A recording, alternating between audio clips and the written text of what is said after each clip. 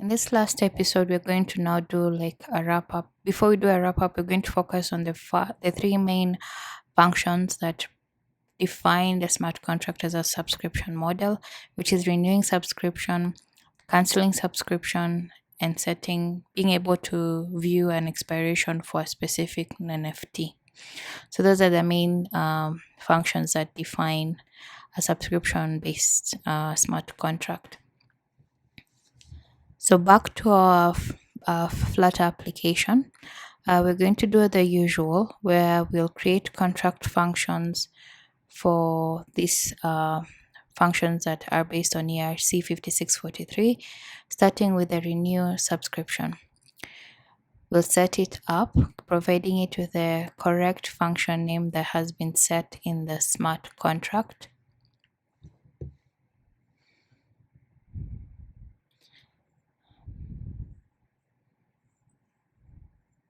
So if you recall the subscription contract, we did not work on it. We just picked it as it was provided in the EIP Ethereum website. And then we just brought it into our project.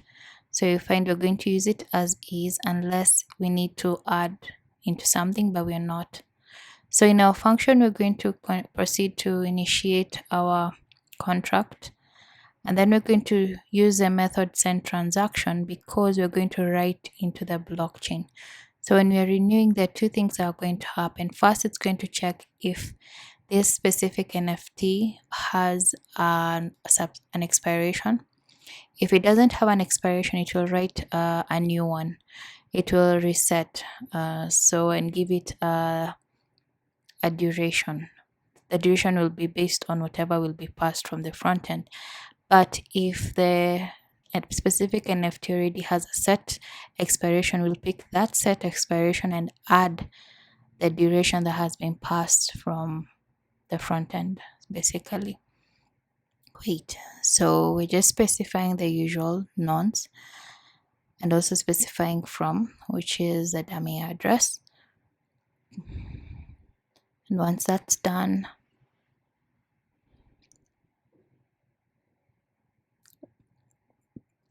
you just want to call the get NFTs or just the function that loads available NFTs.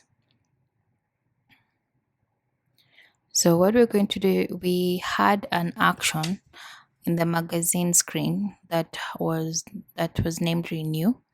It's a floating action button, but now when you click on it, we want to create a new screen. That's why we're creating a new feature for it, because we want to add more to the renew feature other than just clicking on the floating action button. We want to provide some few information, allow the user to actually even specify the duration that they want to set or to renew for the specific NFT. So that's what we're going to work on. We just add a new route for it, so that in the floating action, we're going to route it to the new screen that we have just created.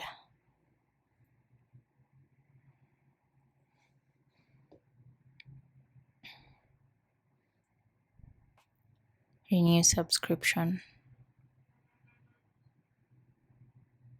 Wait. So if we refresh our app,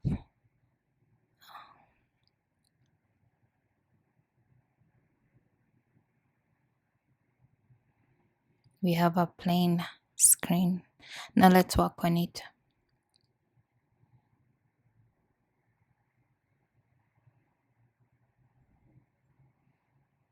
We're coming with a design where we don't need an app bar.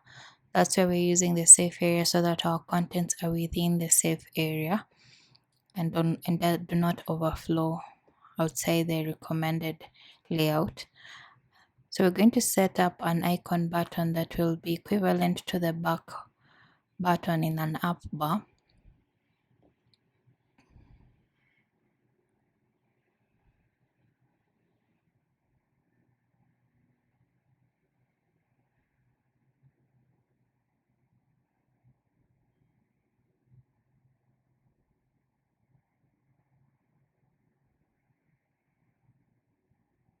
Then we're going to add an icon next that will be displayed at the center.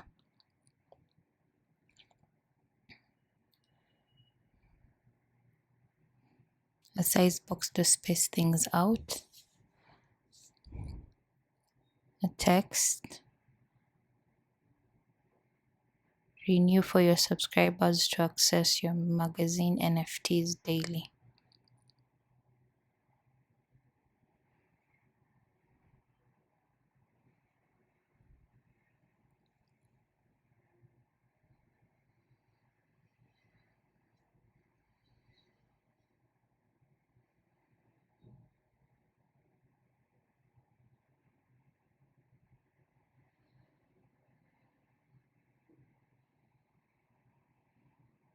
And then we're going to add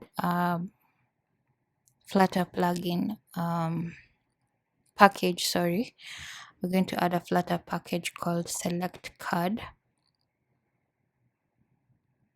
This is to create some form of aesthetic on how our users will select their durations.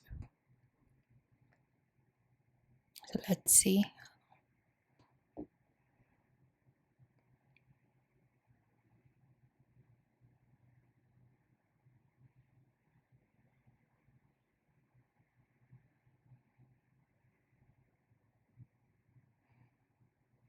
Great. So let's just add some color.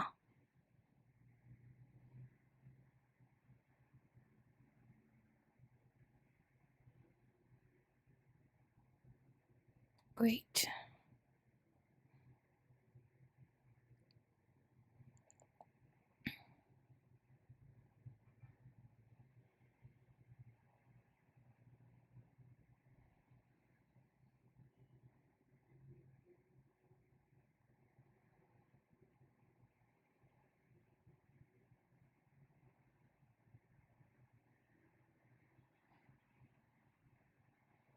So when we click, that text is just to show what has been clicked. Specifically, if it's 1 week, it will display 1 week. If it's 3 months, it will display 3 months. Exactly.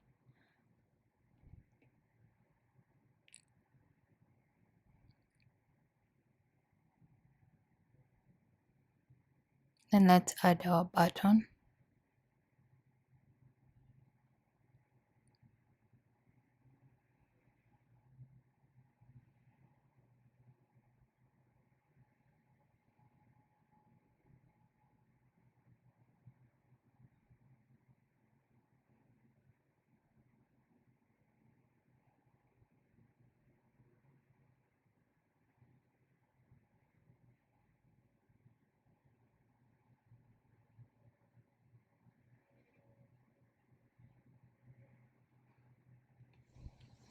Let's work on the container.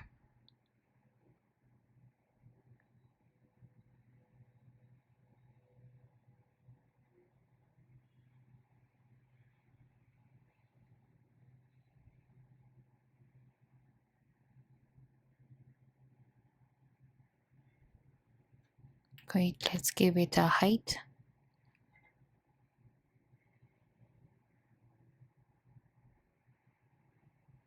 Let's just try and center all this.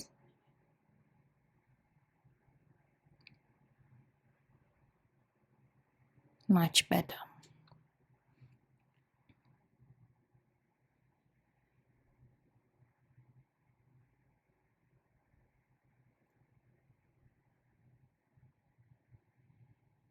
So once we get the duration that the user has selected, we want to pick it and then convert it into seconds. So what we're passing to the blockchain is seconds. So we get our days or our months, convert them into seconds, pass it to the blockchain. The blockchain will always return whenever we're reading from or want to know the expiration of a specific NFT. It will return for us the seconds, and then we just have to convert them back to days. So that's what we're doing using the duration class.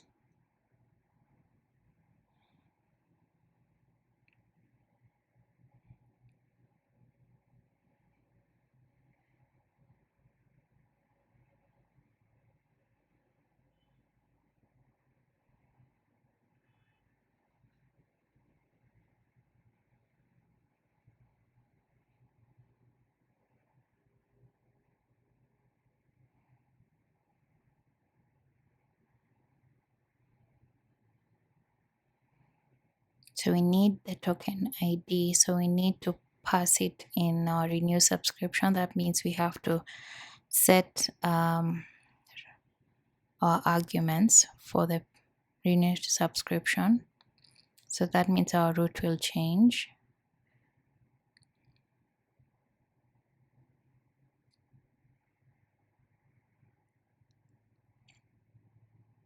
Let's set up our props.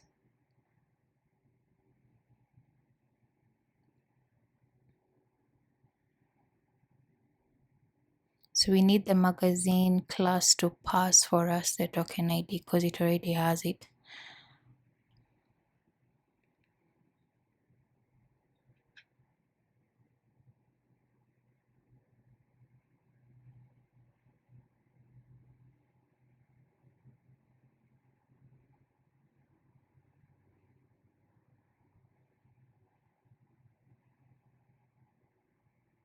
Great.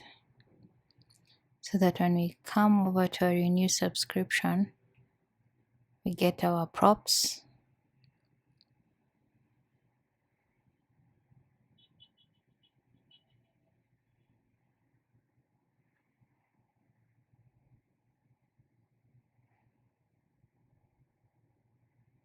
And then pass it to our function.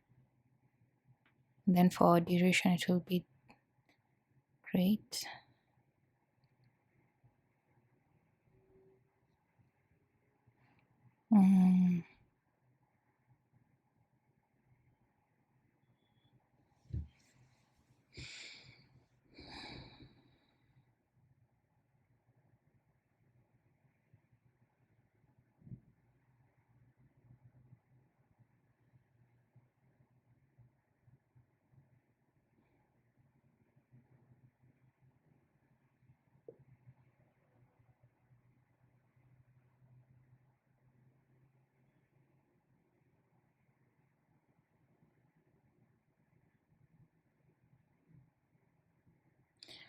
So the renew subscription, for us to see whether it's working or not, what we want to do is we want to call the expires at function from the smart contract, and then pick whatever is returned and set it in our screens.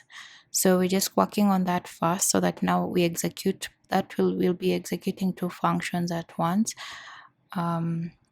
We'll have two functions complete already, remaining with the cancel subscription. But now the expires at is what will help us see whether our renew subscription function is actually working or not. Because now we're going to read whatever we have passed to the blockchain. Great.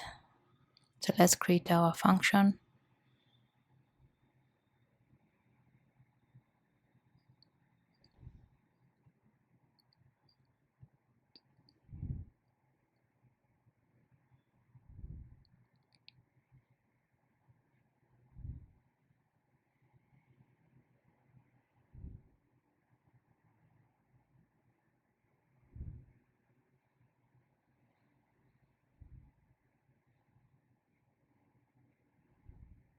So we are reading in this case. That's why we're going to use a call method.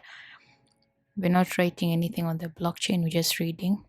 So it's going to return for us the duration or the expiration in seconds of a specific token ID. So we need to pass for it the token ID.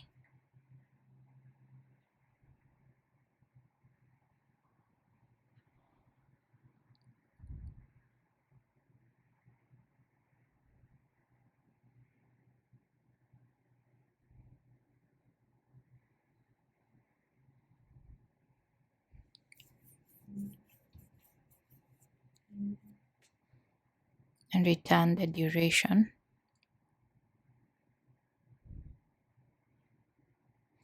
So in our magazine, we want at the top, after the name of the magazine, we want below it for it to show when the magazine will expire. So we're going to use the future builder instead. Let's see.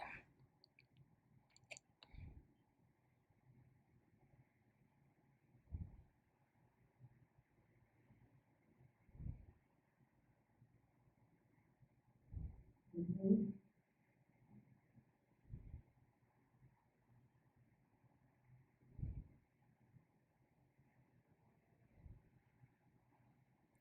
calling our provider.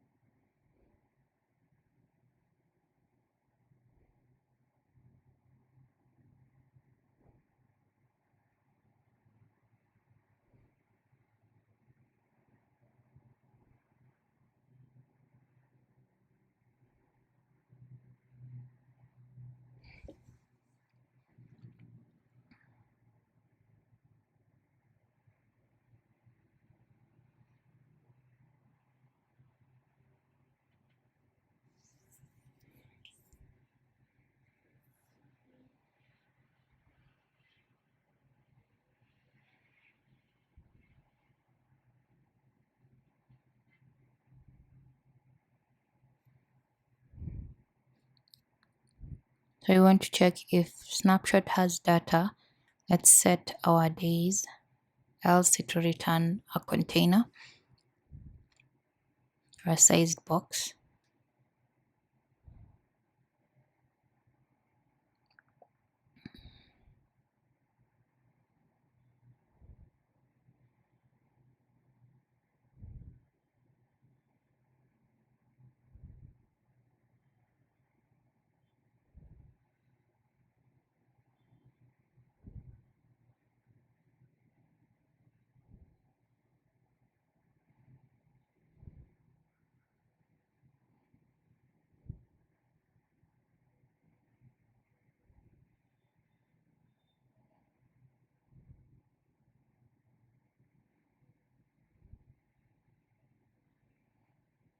Great, so we have 0 days, expires after 0 days.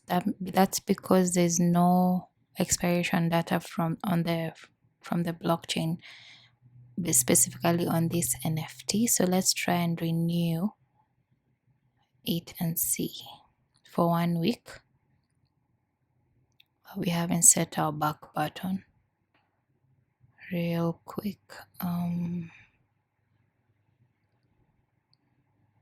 .pop. So as you can see, we are seeing the number of days.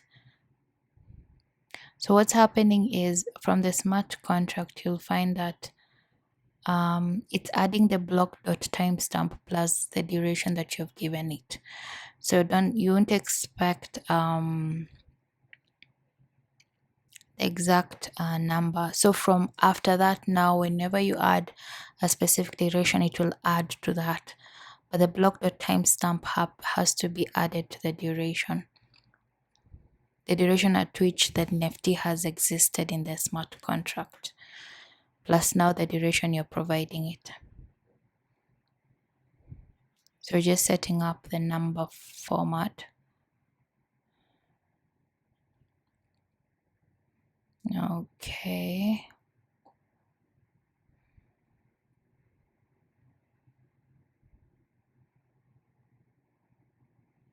Great. So those are the number of days. So we also want to display it in the subscribe screen so that when somebody clicks, they're able to see at what point will the specific NFT expire. So first we need to place it on sale, which is also a screen that we need to modify in terms because we have a duration field. So we also want to allow the user, when they place on sale, they're able to set the price and also set the duration at the go, and that should also be recorded in the blockchain. So we had set up a text field, but what we're going to do, we're just going to create a drop down in this scenario that will hold the 3 modes of time or period that we have provided, which is 1 week, 1 month, and 3 months. Great. So when we select each and every one of them, we know what we're supposed to pass to the blockchain.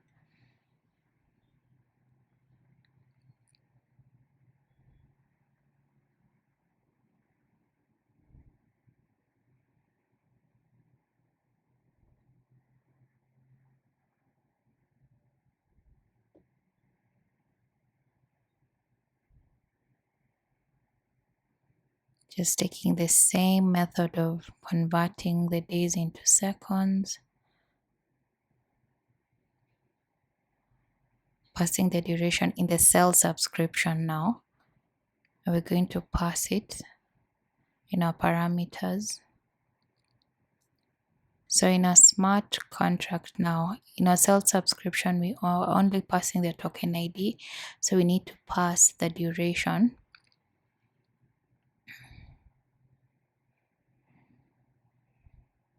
And now that we have changed the parameters, know that we need to update our ABI.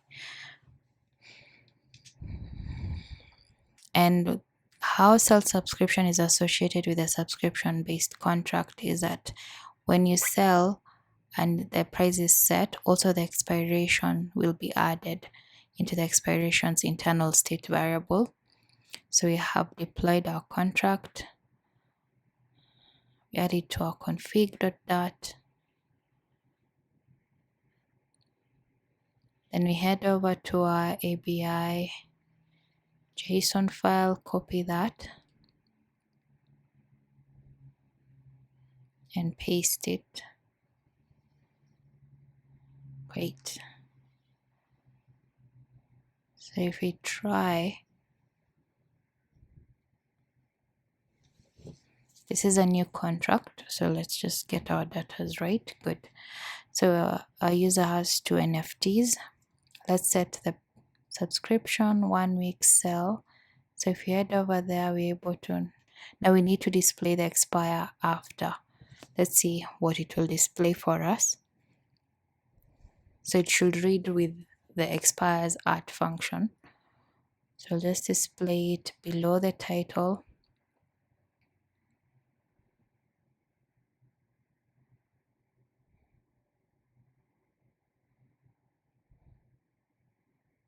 Get our provider.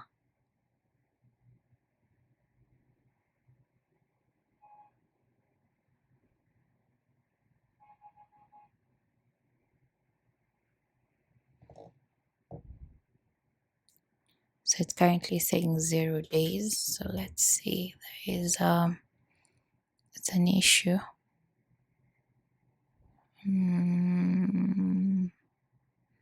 Because since we selected 1 week, it should say 7 days. Oh, it actually says 7 days. Sorry. Yep. We are good. So you're able to see the people.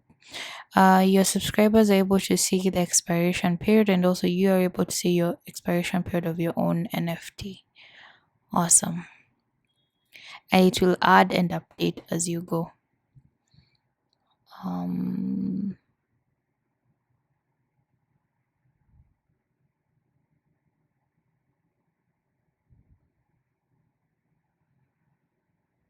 Great. So from the 3 functions in the ERC-5643, we have done 2 already. Now, which is a renew subscription and expires at. Let's try and sell that. 28 days.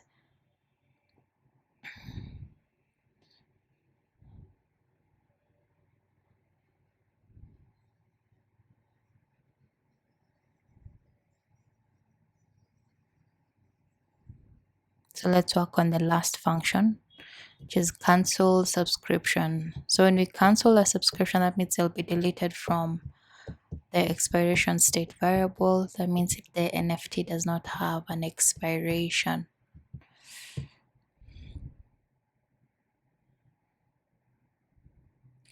The beauty of setting expiration is so that, for example, we can add a setting where if the expiration ends up being like expires after 0 days, that means the time is up.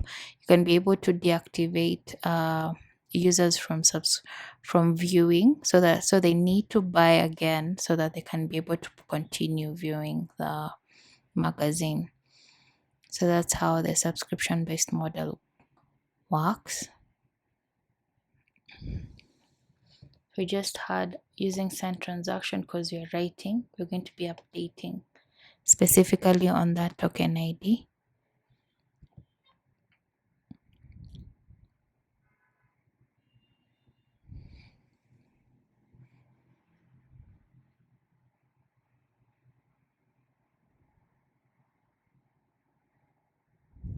So just calling the cancel subscription function, passing the token ID because that's all we need. And then once we do that, we navigate back to home. All right, so if we head over, great, cancel subscription, you'll find that the days will reset to 0. Great. So our cancel subscription function works.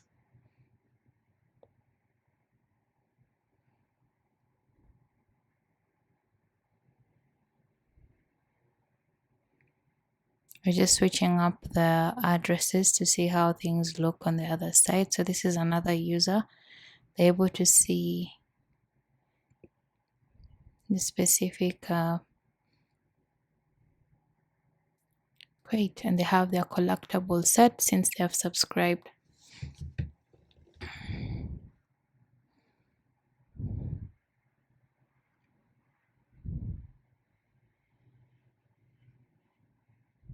So there's one more. Now that we're done with the 3 main functions, we're out of the ERC-5643 model functions that we needed, which was very important for the project. We just want to work on a few, just 2 actually, which is in the subscribe screen. We have an option where a user can like a specific NFT. So we just want to show it and show how it works. So when they click and it's active, we run the like subscription, else we run the unlike. So I've just added the 2 functions, like and unlike, and once the execution has been done, it will just recall the get subscription function.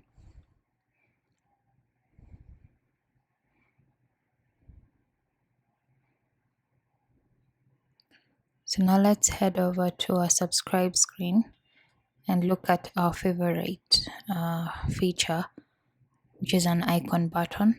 So other than just setting the state of the favorite variable, which is boolean, we also want to check if the favorite is true, that is the user is actually liking it, we call the like subscription, and otherwise we call the unlike. So if let's see,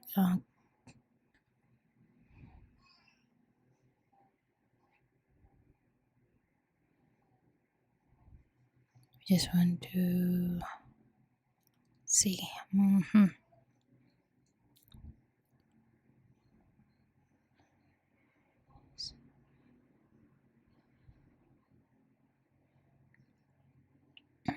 So if we click on like, we're able to see the like tag has incremented. It's before the title, right? So it's 2. Right now it's 2, because initially when you create, we are like by default the first one. So when you unlike, it changes to 1. That's the tag before the title. Great. So that's working, which is amazing. So it increments. If you undo, it decrements. Great. So our like and unlike subscription service functions are working.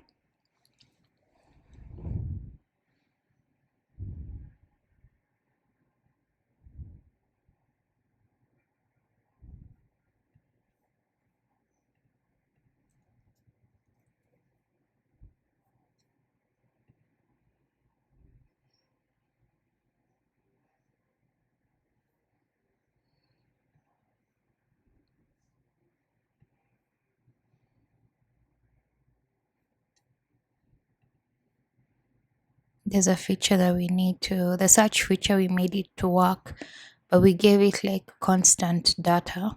So what we wanted to do, we just passed it the information about the subscriptions that are available so that we search from there.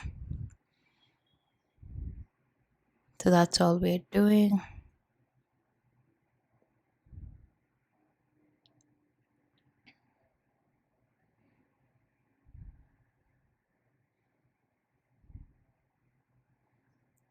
We just pass all the NFTs that are being displayed in the homepage, and then we search from there. So that's the only thing we have changed. So when you click on search, as you can see the titles, and when you search, you're able to see the specific. When you click, you see the information of that specific subscription that you have searched. So that's working great.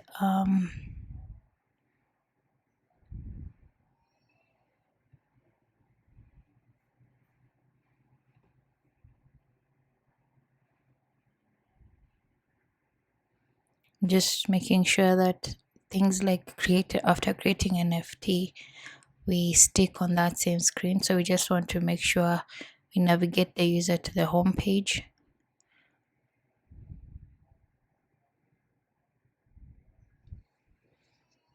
Just checking on the user UX. Since we have done all the main functions for this tutorial,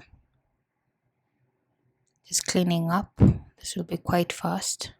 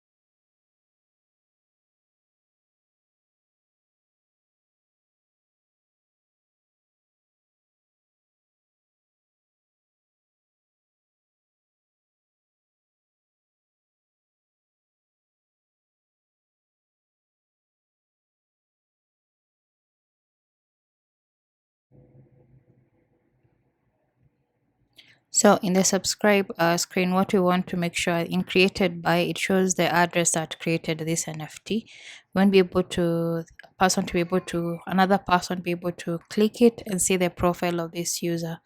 So right now it has no feature, so we want to work on that. We're going to get the information just as we got the profile of the other user. The best way to do it, yeah,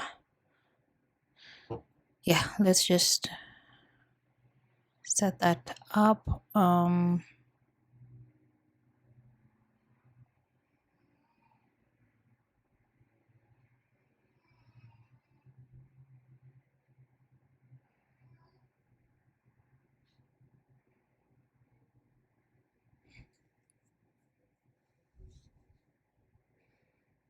just want to reuse the get my NFTs so that we pass the specific dummy address.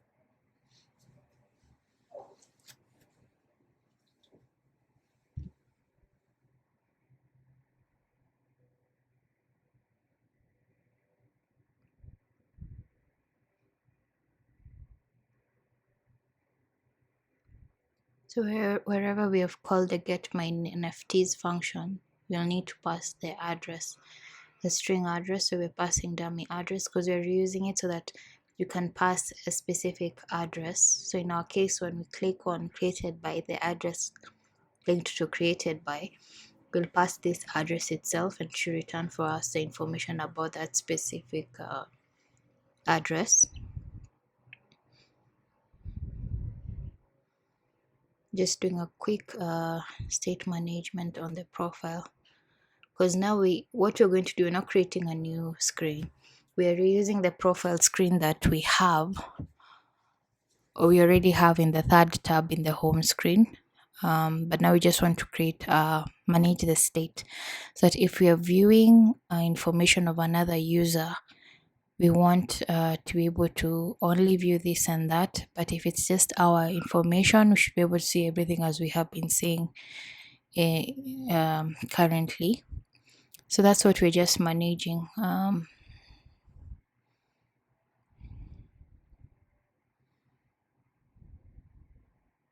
We're reusing existing screens and code to do that. Just adding the new provider for the profile.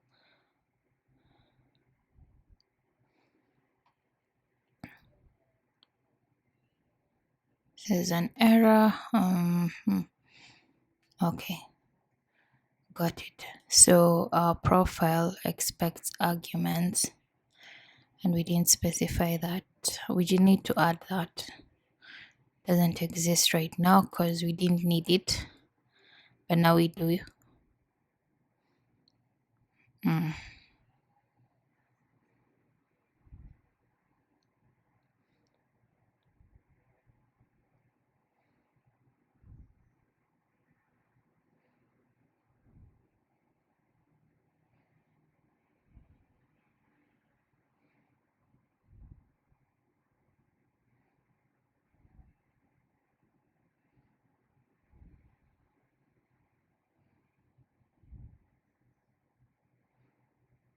It's an enumeration that we need to add. Yeah, just correcting the spelling. So if we click on it, as you can see, we're seeing the user profile of this user, correct, which is correct. And because you can see ours, or the user that we are logged in with right now, so you can see the difference. But now we are able to see the profile of this user, where we should just be able to see the NFTs that they have created and maybe collectibles, but we shouldn't be able to go in and see the NFTs and the actions that they do. So we want to handle that using the same variable that we're using to handle the state.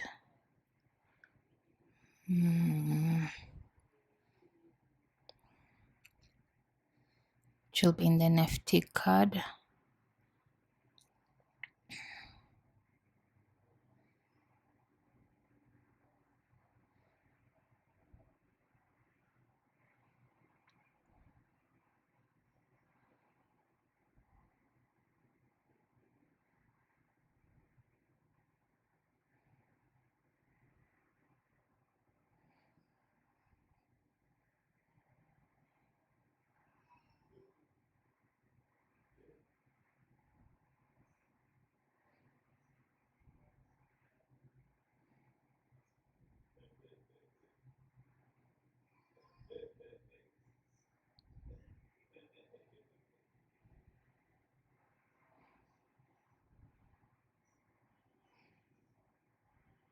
So if this is actually my profile, I should see everything else. If not, I should not be able to click on the next, as you can see. Great.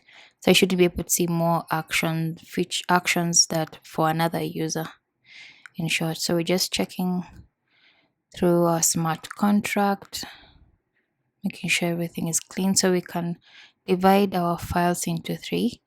So the information that, or the functions that revolve around profile, we set it aside, and the subscribe contract, we can put it aside in a separate file, then we just inherit them. That's basically what we're doing.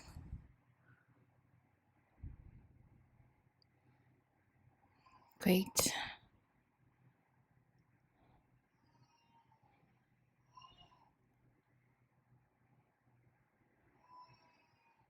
Just adding the profile model, so we import the file itself. Great, so at least we have divided our whole code into 3 contracts, and we still have the ERC-5721 that we are calling from OpenZeppelin. So that's clean. We're just deploying, getting the new contract and the API, just to make sure that we're still on track.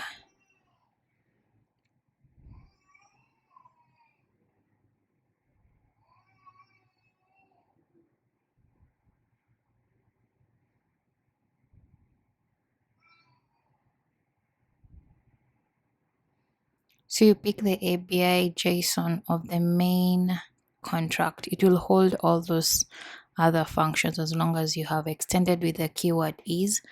So as you can see, we're still able to see the profile functions. If you try and run it, since it's a new contract, let's just create one. Great.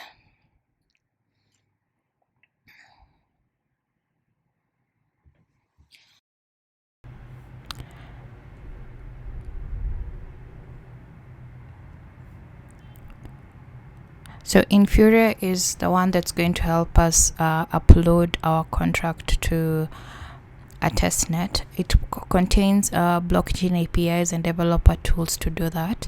So once you're in, what you have to do is create a new project. In our case, we created the NFT marketplace. So you just create a new API. You create a new API. You give it a name and you specify the network. In our case, we are just using Web3 API. IPFS, we are using Pinata, but you can also use Infura if you need to. Then once you specify that, it will provide for you an API key, which you're going to use to copy it, and then we're going to use it in the hardhat.config. That's what we're going to use on hardhat.config. And then next thing we're going to do is we have to, on hardhat, it provides a clear explanation on how to use or connect Sepolia. So you need your Infura API key, which I have just shown, and then you need your Sepolia private key, which can be, if you have MetaMask, you head over to MetaMask and select Sepolia testnet. You already have an account for you to use, so you copy that. But now you have to, this is the account itself. You need to go to the account details and actually copy the private key of this specific account, which will paste it over here. So once you've done that, you're going to specify the networks. If you recall, when we're using the local node, we were specifying hardhat, but here now we specify the name Sepolia. It can be any name, just to specify that these are configurations for specifically Sepolia, so that when we run the command and specify the network, we'll run with the name Sepolia or whatever you pass here, which would be favorably Sepolia, and the word Sepolia. Then the URL. For the URL, if you want to get the exact URL, here is it is when you're using HTTPS, this is what you use, and the API key, which is basically the Infura API key, and if you're using WebSocket, this is what you pass. So once you're done with that, all you have to do now is go head over to the command and run the deploy.js script specifying the network as Sepolia, and it will go through.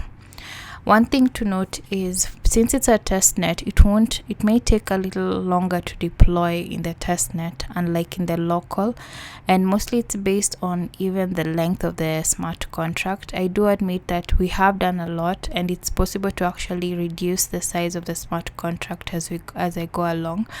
But the more it is and the more demand it has, in terms of the larger the smart contract, of course, the longer it takes to deploy. So you'll find that a smart contract with very little in it will take a very short time. It will take the same pace as deploying it on the local testnet. So if you experience that, know that it's most probably the length of the smart contract, how big it is. So for you to sort that, you need to make sure you have a lot of faucets. Faucets refers to fake cryptocurrency, so you need to get some fake faucets, and IPFS provides that for Sepolia specifically. You can actually enter the wallet address and receive some Ethereum, and there are also other faucets that are available for you to do that. So that's basically it, and so it's just about configuration. We haven't touched on any code, and we're good to go. Now, we talked about Sepolia in the first episode, and we can now work on it. So we have tested everything in the local, everything is working beautiful. So all we're just doing is just configuring the Sepolia testnet. To do that, we need the Infura, and from Infura, we're going to get the API key. Then we pick the private key of our own add Ethereum address, and then we just add it to that. Then you get the URL, which is sepolia.infura.io. And then we just run the same command deploy.js, but now we specify the network as Sepolia. So after a small bug, we've been able to deploy the contract, and that's what we're going to pass. The thing with Sepolia, when you're pushing into the testnet, you have to remember that the more the lines of code you have, or the bigger the project you have, the more it will take time to deploy to the testnet. So it's something important to consider, and optimization of code in the smart contract will be very efficient. It's something also I could do in the current contract that we have as I go on. It helps as well to research can use less gas while deploying your testnet, because it consumes gas in the process of deployment. So once that is done, if you find your contract is also, if you run the command and it's kind of stuck, nothing is happening, you can also add faucets or fake Ethereum in your address. That also helps. The more it is, the more it's easier to, the more faucets you have in your Ethereum address, or the address that you're using, like in our case, the faster the deployment will go through, because it will be able to use the amount of gas that it needs to process the deployment as fast as possible. So we just want to create, we have pasted the contract for Sepolia testnet. So all we have to do is just try and create an NFT and see if we're able to see our NFT. And since it's a new contract, the user has 0 NFTs right now. And basically, that's all you need to do. And you should be able to see your NFT and you're good to go. So, as we wrap up the project, there are three main things that I want to explain, based on number one, Pinata pinning. So we did the Pinata, we used the Pinata pinning service in Pinata, but we did it in a way that we were pinning a specific file, and this specific file was the image file itself. But there's another way of doing it, which is much more efficient, where you actually upload, from the front end, you upload a JSON file that contains metadata of the image. So the image URL will be part of the metadata in that JSON file, and that's what we pin in Pinata. And the CID, or the token URL that we receive, is what we actually push to the blockchain. So that's the second way, and that's the most, I would say, the most efficient way. So in the metadata, you can have the name of the image, the name of the URL of the image, and also a short description as well. So the next thing will be the MetaMask. So we interacted with um, accounts that we already provided for by Hardhat, but there's another way you can actually use a cryptocurrency wallet, for example MetaMask, and connect it in the front end side. Flutter has a plugin called Wallet Connect that allows you to connect with cryptocurrency wallets like MetaMask, and then from there the user actually logs in with their own Ethereum address and use that. The third thing will be the smart contract DE, meaning development environment. We have used, in our tutorial, we have used Hardhat as our development environment, but there are other two ways that you can, other two environments that you can use. For example, you can use Truffle. It's the one that's mostly widely used in development frameworks. It contains tools for developing, testing, and deploying smart contracts. So you can also use that, and has features like automated testing, compilation, and deployment management. And another one, which is also more efficient because it's an online IDE, is Remix. Remix is a web-based IDE for smart contract development, and it is very user friendly and has various features like contract compilation, deployment, and debugging capabilities. And Remix is accessible online, so you can actually log in and connect your sources to a GitHub and be able to interact with it easily without having to do the whole setup on your local machine. So those are the main three factors that I wanted to share. But I hope you've enjoyed the whole series. And if you have any questions, I always share the Slack channel in the description below for any engagement or connecting through code. And I'll see you on the next one.